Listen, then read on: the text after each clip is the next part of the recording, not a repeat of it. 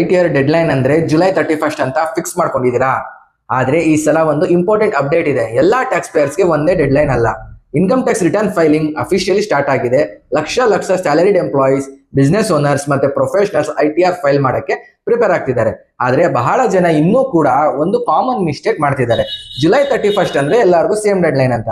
Reality ಏನಂದ್ರೆ ನಿಮ್ಮ due date ನೀವು ಫೈಲ್ ಮಾಡುವ ITR ಫಾರ್ಮ್ ಮತ್ತೆ ಇನ್ಕಮ್ ನೇಚರ್ ಮೇಲೆ ಡಿಪೆಂಡ್ ಆಗುತ್ತೆ. For example, simple salary income ಇದ್ರೆ ಒಂದು ಕ್ಯಾಟಗರಿ, ಸ್ಯಾಲರಿ ಜೊತೆ ಶೇರ್ ಮಾರ್ಕೆಟ್ ಅಥವಾ ಪ್ರಾಪರ್ಟಿ ಕ್ಯಾಪಿಟಲ್ ಗೇನ್ಸ್ ಇದ್ರೆ ಇನ್ನೊಂದು ಕ್ಯಾಟಗರಿ, ಬಿಸ್ನೆಸ್ ಅಥವಾ ಪ್ರೊಫೆಷನಲ್ ಇನ್ಕಮ್ ಇದ್ರೆ ಮತ್ತೊಂದು ಕ್ಯಾಟಗರಿ.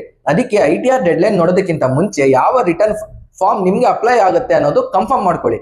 ನೀವು ಯಾವ ITR ಫಾರ್ಮ್ಗೆ ಎಲಿಜಿಬಲ್, ಯಾವ ಇನ್ಕಮ್ ರಿಪೋರ್ಟ್ ಮಾಡಬೇಕು, ಯಾವ ಡ್ಯೂ ಡೇಟ್ ನಿಮ್ಗೆ ಅಪ್ಲೈ ಆಗುತ್ತೆ, ಇವೆಲ್ಲ ಕನ್ಫರ್ಮ್ ಮಾಡ್ಕೊಳ್ಳೋದು ತುಂಬಾ ಇಂಪಾರ್ಟೆಂಟ್. ಯಾಕಂದ್ರೆ ರಾಂಗ್ ಫಾರ್ಮ್ ಸೆಲೆಕ್ಟ್ ಮಾಡಿದ್ರೆ ಡಿಫೆಕ್ಟಿವ್ ರಿಟರ್ನ್ ಇಶ್ಯೂ ಬರ್ಬೋದು, ಡ್ಯೂ ಡೇಟ್ ಮಿಸ್ ಆದ್ರೆ ಲೇಟ್ ಫೀಸ್ ಬರ್ಬೋದು, ರೀಫಂಡ್ ಕೂಡ ಅನ್ನೆಸರಿ ಡಿಲೇ ಆಗ್ಬೋದು. ಮತ್ತೆ ಒಂದು ಇಂಪಾರ್ಟೆಂಟ್ ಅಡ್ವೈಸ್ ಏನಂದ್ರೆ ಲಾಸ್ಟ್ ಡೇಟ್ಗೆ ವೇಟ್ ಮಾಡಬೇಡಿ. ಅರ್ಲಿ ಫೈಲಿಂಗ್ ಮಾಡಿದ್ರೆ ಡೇಟಾ ವೆರಿಫಿಕೇಶನ್ಗೆ ಟೈಮ್ ಸಿಗುತ್ತೆ, ಮಿಸ್ಟೇಕ್ ಕರೆಕ್ಷನ್ ಮಾಡಬಹುದು, ಮತ್ತೆ ರೀಫಂಡ್ ಪ್ರೊಸೆಸಿಂಗ್ ಕೂಡ ಜನರಲಿ ಬೇಗ ಸ್ಟಾರ್ಟ್ ಆಗುತ್ತೆ. ನಿಮ್ಗೆ ITR 1, 2, 3 ಅಥವಾ 4 ಯಾವ್ದು ಅಪ್ಲೈ ಆಗುತ್ತೆ ಅಂತ ಡೌಟ್ ಇದ್ರೆ ಫಾರ್ಮ್ ಅಂತ ಕಮೆಂಟ್ ಮಾಡಿ. ನಾನು ನಿಮ್ಗೆ ITR filing checklist share ಮಾಡ್ತೀನಿ. Thank you.